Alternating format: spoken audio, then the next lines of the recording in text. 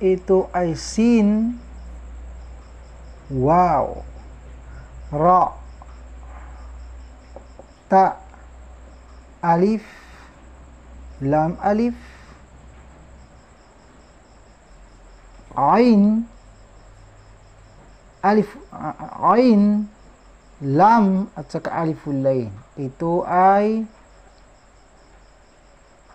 suratul, may aliful lain, alif po sa gira dito. Ito ay suratul a'la. Ito ang itinuro ko sa inyo mula part 12 hanggang sa part 16. At kung natatandaan mo, ang bawat letrang ipinakilala ko sa inyo mula part 5 hanggang part 11, at kung natatandaan mo, yung mga letra ng suratul a'la na ito mula dito sa part 12 na ginawa ko, lahat-lahat dyan hanggang dito ay congrats. Marunong ka na bumasa ng Quran. Subukan mong buklatin ang kahit saan dito ay basahin mo. Sigurado mababasa mo na, kasi alam mo kasi ang mga letrang ipinakilala ko na ito ay paulit-ulit lang yan. Makikita mo sa iba't ibang page. Kaya lang, naiiba lang sa kanyang, minsan naiiba sa kanyang bawel at sa kanyang kasama.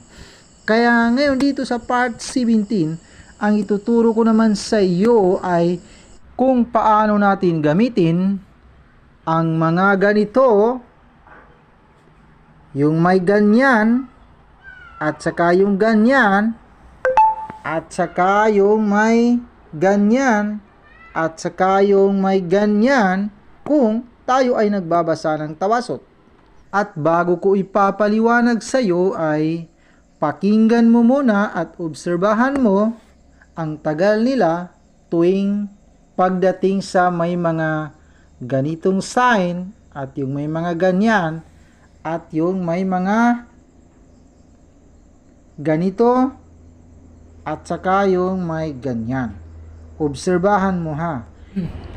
سبح اسم ربك الأعلى الذي خلق فسوى والذي قدر فهدى والذي أخرج المرعى فجعله غثاء أحوى سنقرئك فلا تنسى إلا ما شاء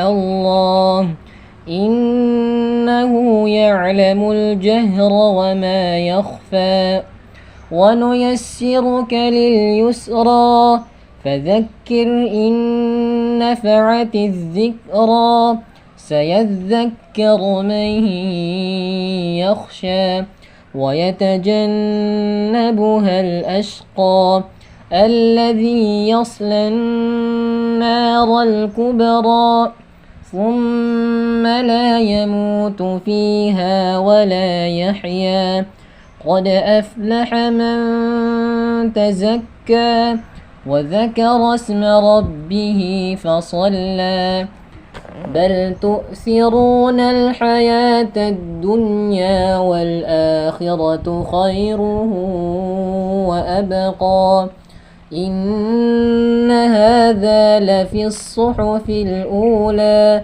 صحف إبراهيم وموسى وقال الذي اشتراه من مصر لامرأته أكرمي مثواه عسى أن ينفعنا أو نتخذه ولدا وكذلك مكنا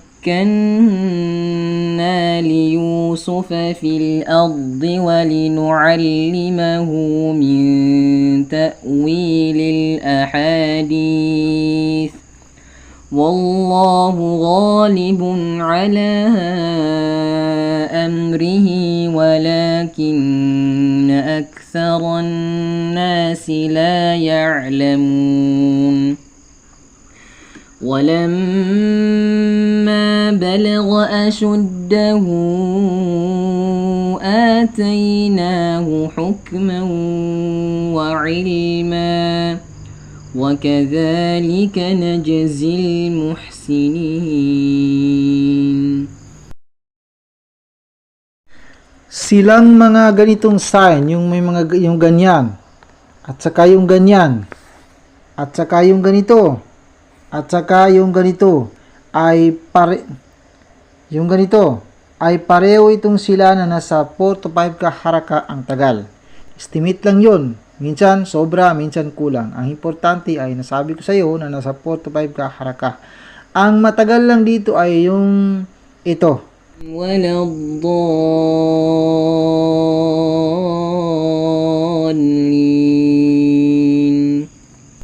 At ito. ولا تحاضون على طعام المسكين. Ang tawag sa kanila ito ay mad. Mad kasi ang tawag sa kanila, lahat sila. Ang palatandaan sa mad na nasa 6 kaharaka ang tagal ay ito kapag meron kang makitang sumunod sa kanya na ganyan. Ganyan.